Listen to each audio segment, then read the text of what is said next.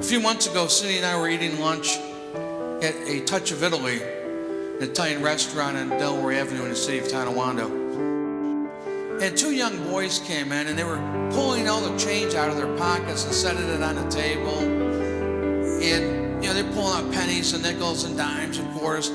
Everything jingled. There wasn't anything in those pockets that folded.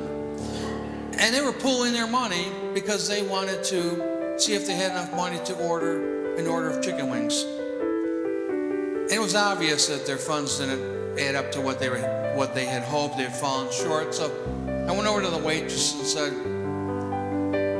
give them the wings, give them each a drink, put it on my bill. And the boys looked at me and they didn't know what to say.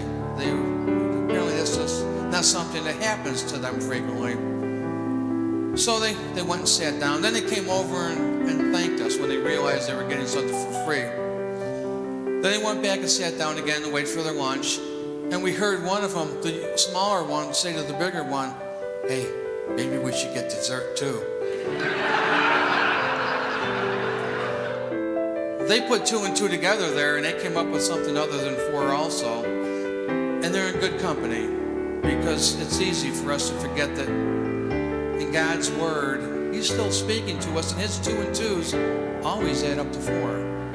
And if we're only hearing and we're not listening, then we sometimes don't have a clear understanding of what His plans are for us.